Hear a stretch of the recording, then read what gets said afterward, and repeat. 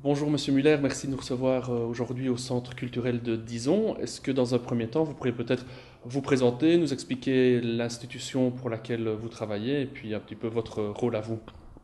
Oui, donc je m'appelle Frédéric Muller, je suis animateur au Centre culturel de Dizon, donc un centre culturel.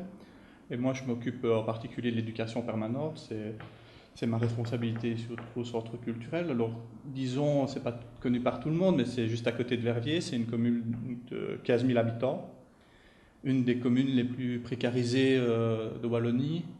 On est souvent dans le top 5, malheureusement, à ce niveau-là. Une commune avec un fort taux d'immigration. Donc une commune dans laquelle il y a des défis à relever et un centre culturel a parmi ses missions le défi de l'éducation permanente, le défi du rassemblement des gens. Donc voilà, donc ici c'est ce qu'on essaye de faire avec les spécificités d'un centre culturel.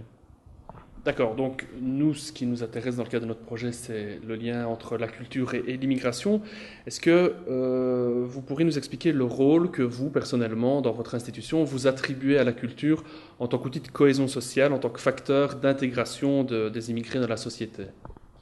Oui, c'est un rôle extrêmement important, c'est un véritable défi aussi, comme je le disais tout à l'heure. C'est l'immigration déjà, l'intégration, qu'est-ce que c'est pour moi, enfin, selon nous, elle a deux angles, deux flux en fait. Il y a d'abord l'intégration des gens vis-à-vis de la commune dans laquelle ils arrivent, de la culture qu'ils commencent à comprendre, mais il y a aussi le fait d'être accueillis. L'intégration, elle va dans les deux sens, il y a aussi l'accueil. Et donc la culture, c'est un outil dans les deux sens en fait. C'est un outil à la fois d'intégration pour les personnes qui arrivent et aussi de compréhension et de création de société dans l'autre sens.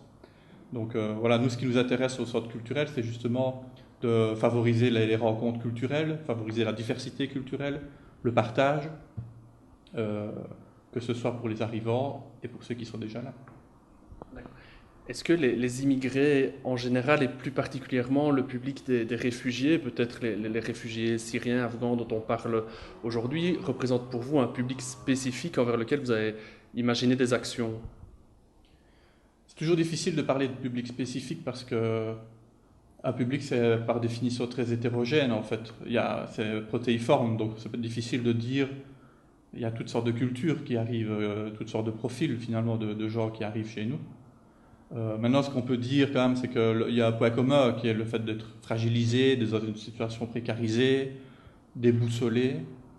Donc, c'est pas vraiment un public spécifique parce que on ne voit pas chez nous quelqu'un spontanément de Syrie venir à un spectacle. Je veux dire, quand on est un Somalien ou peu importe, on ne se dit pas le samedi, je vais aller voir Jean-Luc Fonck. Le problème est ailleurs, le travail est différent. Donc, si on pensait comme ça, on serait dans un leurre. Donc nous, ce qui compte, c'est surtout de privilégier des politiques ascendantes. Donc c'est essayer de construire du lien social, essayer de construire de la confiance avec ces personnes.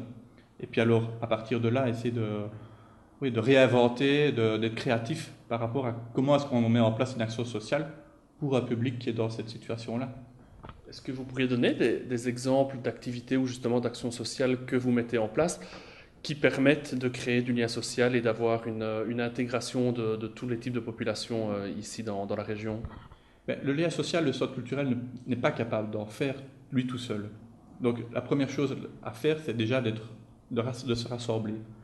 Donc nous, ce qu'on fait, c'est on travaille toujours avec les associations. On essaye de mutualiser les compétences, de mutualiser le réseau, mutualiser les relations.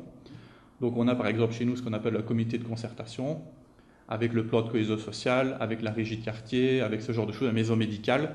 Toutes les personnes qui peuvent être en contact avec ces réfugiés ou ces migrants, ben, on essaye ensemble de mettre dans un même pot nos idées et nos compétences. Donc ça, c'est une première chose. Et ensuite, ben, on essaye de favoriser l'ascendance, c'est-à-dire que les gens spontanément ne vont pas venir vers nous, mais on peut leur tendre la main, leur dire il y a une porte ouverte, leur donner confiance dans les institutions parce qu'ils sont perdus, ils ne parlent pas la même langue, ils sont dans d'autres problèmes évidemment. La culture, c'est essentiel comme outil d'intégration, mais pour eux, ça reste secondaire parce qu'il y a d'autres choses à réaliser avant. Donc on doit vraiment construire une relation. Une relation. Et le cas de Dizon, et je pense que c'est le cas de beaucoup, c'est qu'il y a un énorme flux de personnes. Donc c'est une commune de 15 000 habitants. mais chaque année, il y a 1000 habitants qui partent, 1000 habitants qui reviennent. Donc, ce flux, ça crée une difficulté encore différente. Comment créer du lien avec des gens qui bougent.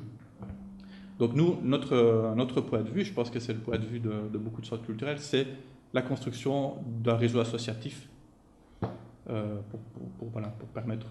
essayer de faire venir les gens à une pièce de théâtre ou à un concert, ce n'est pas possible. On doit travailler autrement. Il est riche, le tissu associatif, ici dans la région? Le tissu verviétois est très riche. Le tissu verviétois disonnais est très riche. Donc ça nous permet vraiment d'aller à la rencontre de chacun dans son coin, fait ses rencontres, chacun crée son petit réseau et on essaye de les rassembler. Donc nous, on a créé des cycles, par exemple, comme le cycle dont le mot me paraît le plus emblématique, c'est les mots nous rassemblent. Donc on essaye avec des associations de rassembler les gens autour de l'expression des mots, de l'écriture, etc. Comme par exemple lire et écrire, qui est très fort à Verviers. Et on crée à ce moment-là des moments, des micro-moments, qui sont des moments d'abord de convivialité, des moments de rencontre. Et puis là-dessus, on greffe des petites touches culturelles. Une petite lecture, une œuvre d'art. Et alors voilà, c'est par ces petites touches-là qu'on crée du lien entre les gens. Mais d'abord, c'est favoriser la rencontre et que ça vienne d'eux-mêmes.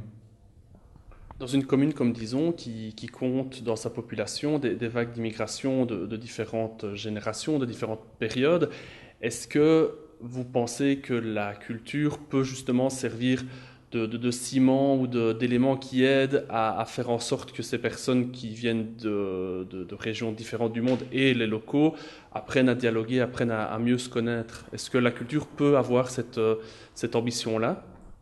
Oui, j'espère, sinon je démissionne demain. C'est vraiment notre but. Mais moi, ce que j'aime bien, c'est le mot bouillon de culture. Et à 10 ans, je pense que c'est ça, en fait. Et le rôle du centre culturel, c'est de favoriser le bouillon de culture. Et donc, quand chacun vient avec sa petite pierre, et surtout sans oublier ce qu'il constitue, parce qu'on ne demande pas aux migrants, évidemment, d'avaler la culture belge, on leur demande d'apporter aussi leur culture. Donc, personne ne doit renoncer à rien. Chacun constitue le bouillon de culture. Et on le voit notamment quand on fait le village du monde pendant la fête de la musique. C'est le moment où tout le monde se rassemble et chacun vient avec sa culture. Là, c'est souvent culinaire, en l'occurrence. Mais ça permet de partager et de voir les différences. Donc, oui, c'est l'enrichissement par la différence. C'est un cliché de le dire, mais c'est la vérité, je pense. Et oui, la culture a beaucoup d'importance là-dedans, même si, de nouveau, c'est l'outil essentiel, mais qui est d'abord un peu secondaire par rapport à la situation des gens. Donc, il y a tout ça à construire, quoi. Merci beaucoup, Monsieur Muller. Bonjour, Monsieur Muller. Merci de nous recevoir ici au Centre culturel de Dizon. Est-ce que vous pourriez rapidement vous présenter, nous expliquer dans quel secteur vous travaillez? Oui, donc je m'appelle Frédéric Muller, je suis animateur au Centre culturel de Dizon et je m'occupe en particulier de l'éducation permanente. C'est mon domaine de travail ici à Dizon. Donc ma commune, c'est une commune de 15 000 habitants qui se trouve en périphérie de Verviers. Donc on sait tout de suite de quoi un peu on parle. C'est une commune qui a pas mal de chômage, qui est très précarisée, avec une population de migrants assez importante.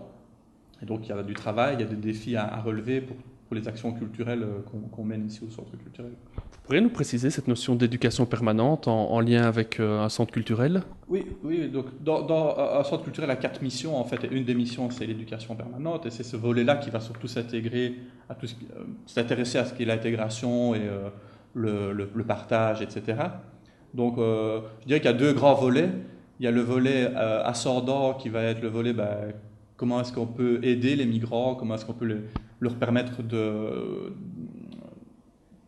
s'intégrer à la société tout en restant eux-mêmes, j'ai envie de dire, en ne perdant pas leurs valeurs. Et puis il y a un autre volet qui va être le combat des préjugés, qui va être plutôt un volet didactique, un volet qui est plutôt adressé à ce moment-là au public qui est déjà là et qui va d'une certaine manière compléter le travail. Parce que finalement les migrants profitent aussi d'un mieux vivre ensemble et vont favoriser une société paisible par l'éducation et la compréhension de ce qu'ils sont. Donc là, par tous les éléments d'éducation permanente. Merci beaucoup.